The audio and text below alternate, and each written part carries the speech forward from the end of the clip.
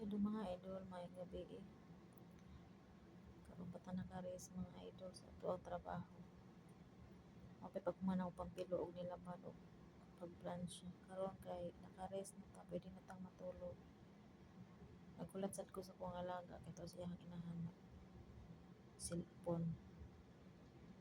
Gulat og kuan mag sulod to diri para matulog.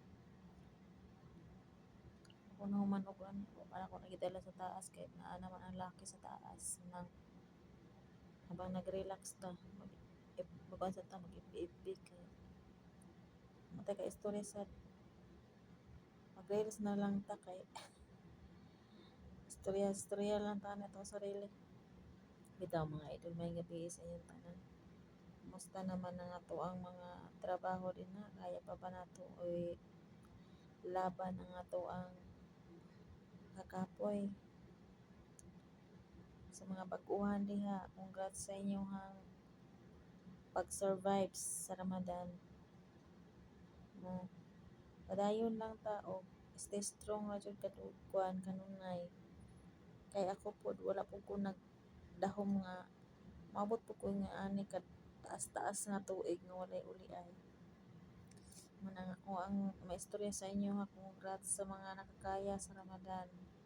Sa mga first timer. Ako first timer masad ko pero dugay na jud ko diri, 8 years na jud ko diri ah. Pero first timer lang gihapon. Di ta moingon nga ex-abroad ta man ta kauli. Diba? Ana ra man na. Di ta magpa atik-atik kay amaw na matinuod, diba? Di parehas anang uban na nadugay na diri sa abroad. Hilas na kayo manguan kay abi kay dugay na. So kita, ug asa ta dapita nagsugod, dito pud ta magpadayon ta sa atoang hantod katapusan natong sakripisyo. Nang laban na gyud ta ninyong tanan.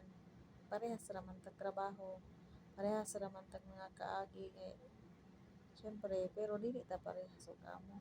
Dili ta parehas og kinaya amo. Kay lain-lain man ta og kinaya sa kanang karanasan sa atoang mga amo.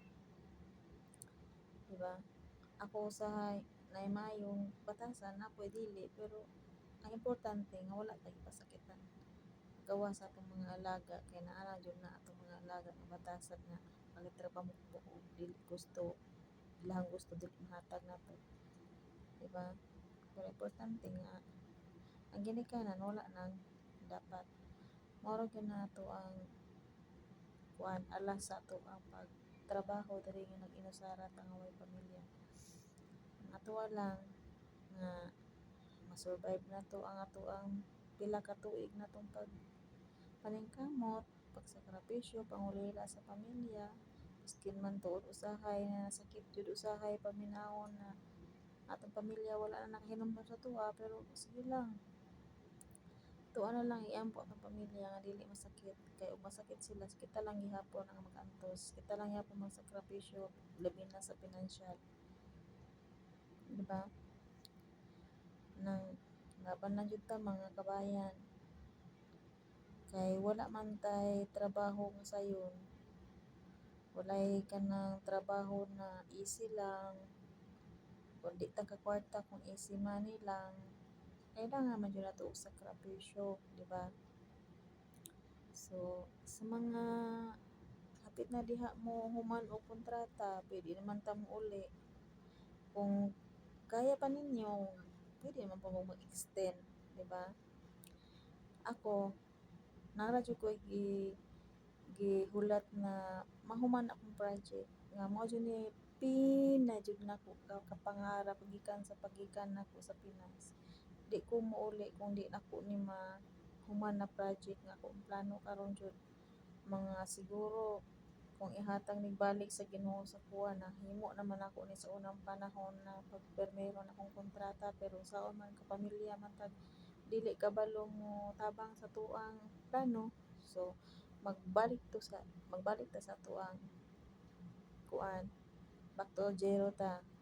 So di man ingon nga sa karon pero ihatag nato sa Ginoo soon, diba? Soon tuwa jud lang iampo